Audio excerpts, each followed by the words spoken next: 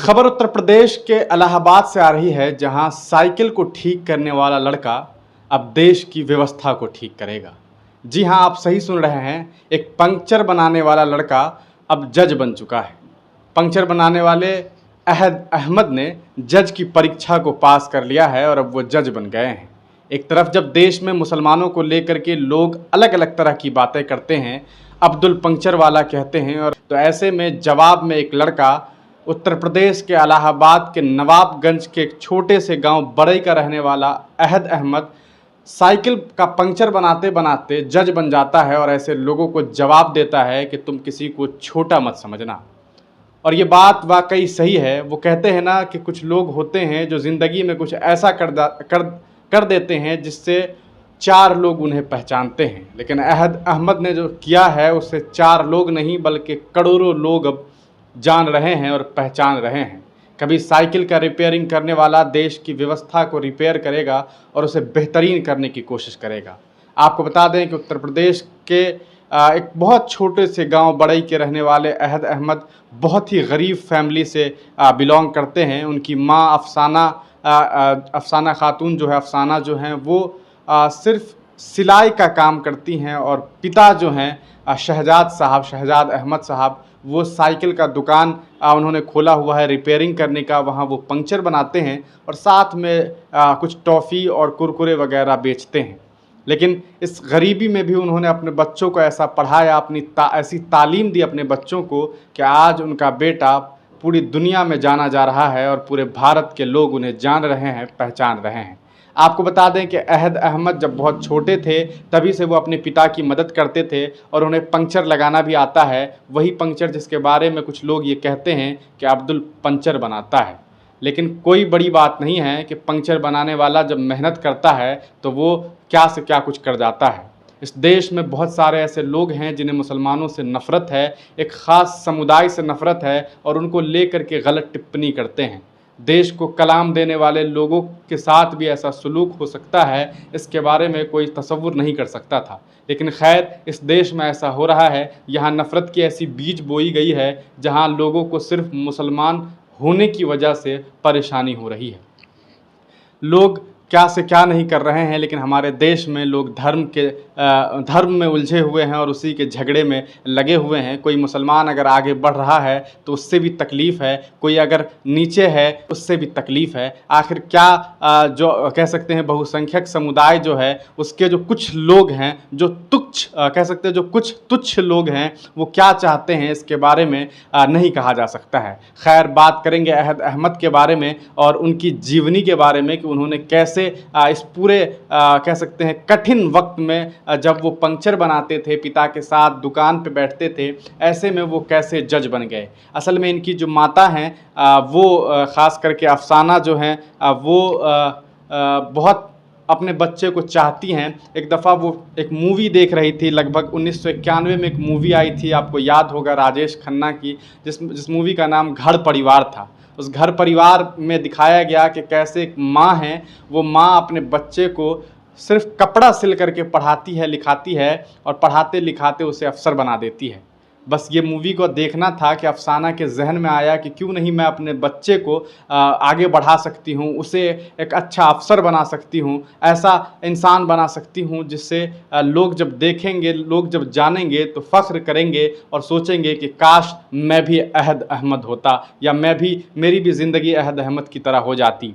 आपको बता दें कि अफसाना ने उसी दिन डिसाइड किया कि वो आज से कपड़े सिलेंगी, और जो पंचर बनाने से उनके जो हस्बैंड हैं, मतलब जो अहद अहमद के पिता हैं शहजाद साहब, वो जब पंचर बनाते थे वहाँ से जो पैसा आता था साइकिल रिपेयरिंग से, उस पैसे से घर चलता था, और कपड़े सिलने से उससे जो पैसा आता था। और आपको एक रोचक बात और बता दूं कि अहद अहमद अपनी माँ की सहायता करते थे और जो महिलाओं के कपड़े हैं वो भी सिलते थे। तो ये उनकी ज़िंदगी थी, और इस कठिन वक्त में भी वो किस तरह से अपने माँ पिता का साथ देते थे, और उसी के साथ साथ उसी पैसे से इन्होंने पढ़ना शुरू किया। जब अहद अहमद 8वीं क्लास में गए तब उन्हें लगा कि मुझे और पढ़ना है। वो चाहते थे कि वो बाहर चले जाएं और बाहर जा कर के कहीं एडमिशन ले लें।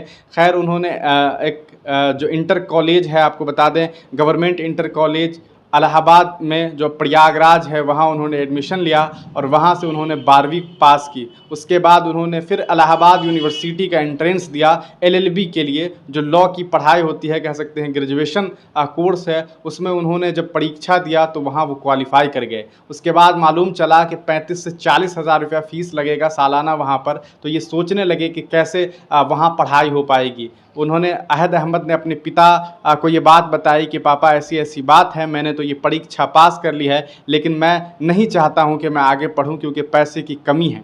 लेकिन पिता ने हिम्मत दिया और पिता के इस हिम्मत पर अहद अहमद जो है वो अहद करके बैठ गए कि हाँ मुझे कुछ करना है। और यही वजह थी कि उन्होंने किसी तरह माँ के पैसे से और पिता की उस मेहनत से, पिता के पसीने वाली कमाई से और माँ की पसीने वाली कमाई से उस बच्चे ने पढ़ाई करनी शुरू की। और एलएलबी क्वालिफाई करने के बाद उन्हें लगा कि अब जो है वो आगे नहीं पढ़ा जा सकता है और आगे कुछ नहीं किया जा सकता है, बाहर रह करके तो नहीं किया जा सकता है। इसी वजह से वो पैसे की कमी की वजह से अपने घर लौट आए। घर लौट आने के बाद कभी कभार वो प्रैक्टिस करने के लिए कोर्ट में जाया करते थे, क्योंकि वो एलएलबी क्वालिफाई कर चुके थे। और जब वो जाते थे तो इसके लिए उन्हें 100 रुपया मिलता था, क्योंकि वो अभी कह सकते हैं उनका इंटर्नशिप का वक्त था, वो अभी नए थे। और जब वो जाते थे, खैर इसी बीच में कोरोना काल आ गया और वो जो उनका जाने और आने का जो सिलसिला था वो बंद हो गया और एक दफ़ा फिर वो घर में क़ैद हो गए। और इस बीच में घर में जितनी परेशानी हुई उसके आलम के बारे में आप तसव्वुर नहीं कर सकते हैं। आप सोच सकते हैं कि जब लॉकडाउन था तो ऐसे वक्त में छोटे छोटे जो मज़दूर क्लास के लोग थे उनके क्या हाल हुए थे।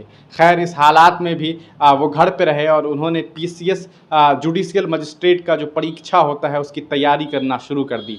और पहले ही अटेम्प्ट में उन्होंने कह सकते हैं जो ऐसा एग्ज़ाम क्वालिफाई किया कि कुछ लोग होते हैं जो स्टेडियम में खड़े होकर के छक्का लगाते हैं तो बॉल जो है स्टेडियम के अंदर गिरता है, लोग जश्न मनाते हैं। लेकिन अहद अहमद ने जो छक्का मारा वो बॉल स्टेडियम के बाहर जा कर के गिरा और इन्होंने 157th रैंक ला करके न सिर्फ अपने इलाहाबाद का बल्कि पूरे देश भर में उन्होंने एक नई पहचान बनाई और लोगों को मोटिवेट किया कि कोई इंसान अगर पंक्चर ही बनाता है तो ये कोई छोटी बात नहीं होती है।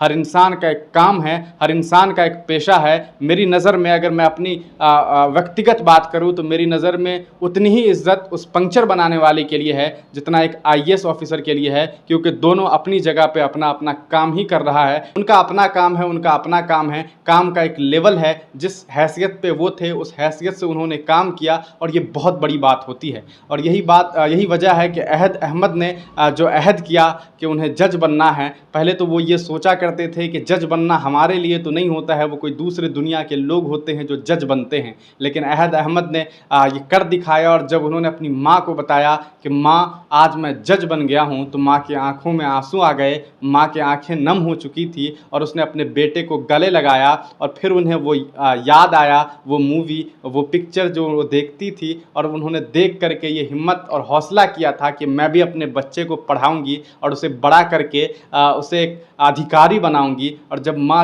बेटा जब जज बन गया तो माँ की आंखों की जो नमी थी उसमें वो खुशियाँ नज़र आ रही थी जिसका तसव्वुरात वो न जाने कई सालों से कर रही थी। तो ये पूरी की पूरी जो कहानी है वो आपको उत्तर प्रदेश के इलाहाबाद की है, जो प्रयागराज के नाम से जाना जाता है, जहाँ जो एक बेटा है अहद अहमद, उसने रिकॉर्ड तोड़ दिया है और उसने ये साबित कर दिया है कि कोई काम छोटा नहीं होता है और कोई भी इंसान छोटा नहीं होता है, बल्कि इंसान के हालात अपने अपने होते हैं। किसी के पास बहुत पैसा होता है, किसी के पास कम पैसा होता है, किसी की लाइफ बहुत अच्छी होती है, कोई स्लीपर क्लास में चलता है तो कोई एसी के कह सकते हैं टियर वन कोच में चलता है। तो ये इंसान का अलग अलग लेवल है, लेकिन इंसान अपनी अपनी मेहनत से ये साबित करता है कि कौन बड़ा है, कौन छोटा है, कौन कितना मेहनती है और कौन कितना कम है। जिस हालात में शहजाद थे उनके पिता, उस हालात में उन्होंने जो काम किया वो बहुत बड़ा काम था। और शायद कहा जा सकता है कि उन्होंने जो करके दिखाया और उनकी माँ अफसाना ने जो करके दिखाया वो बहुत कम लोग होते हैं जो ऐसा कर पाते हैं। और यही वजह है कि अहद अहमद आज जो है वो बहुत बड़ा नाम कर चुके हैं और अपने माँ बाप का जो है सर बुलंद कर चुके हैं। आपको बता दें कि अहद अहमद जो हैं वो उनके अलावा उनके 3 भाई और हैं, मतलब ये 4 भाई हैं और आपको बता दें कि अहद के जो बड़े वाले भाई हैं, अहद से जो बड़े भाई हैं, एक अब वो सॉफ्टवेयर इंजीनियर बन गए हैं, दूसरे जो हैं वो एक ब्रांच मैनेजर हैं एक प्राइवेट बैंक में, और तीसरे जो हैं वो जज बन गए हैं। तो ये कहानी है उत्तर प्रदेश के प्रयागराज इलाहाबाद के नवाबगंज के एक छोटे से गांव बरई के एक छोटे बहुत गरीब फैमिली के बेटे की, जिसने आज पूरे देश भर में एक नई परचम लहरा दी है और अपना नाम न सिर्फ उत्तर प्रदेश में बल्कि पूरे भारतवर्ष में और कह सकता हूं कि दुनिया भर में मशहूर कर लिया है।